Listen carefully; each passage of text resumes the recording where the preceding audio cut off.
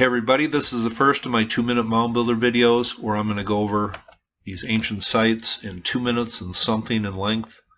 But the first one I'm going to talk about is Mont Helena, just north of a little town called Rolling Fork in Mississippi, near the Mississippi River, fairly close.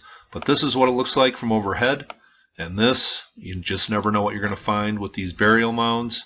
But here is what it looks like today. The story here starts in the 1850s when a John Johnstone and his wife Margaret have a daughter named Helen, and they buy all the land in the area and they rename this plantation Helen's Place. Now there has only been 4 artifacts ever found here, probably because this has been privately owned land since the mid-1800s.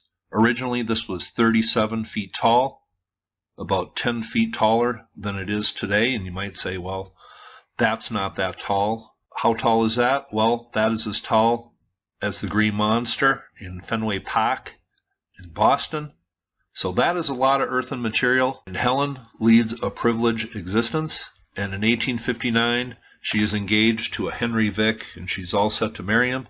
And 1 week before the wedding, Henry dies in a duel.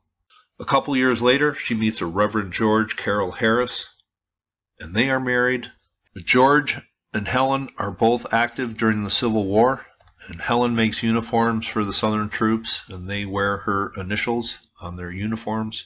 Helen and George have their retirement home built on top of an Indian burial mound, a ceremonial mound, and as they are on their way to move into their new home, it burns to the ground.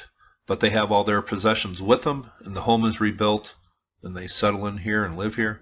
Now this place develops a legend as being haunted. This is the church that Helen convinced her father to build, so the workers on the plantation would have a place to worship. It was said if you ring the church bell 3 times, a short time later, it would ring all by itself. And the church bell was said to ring on New Year's Day, even though the church hasn't had a bell in years. Piano would play all by itself, and this is just stories coming from this place. Here's the place before it was restored in the 1990s, and there was stories about a woman in a white gown being seen in the upper windows. That is the history of Mont Helena.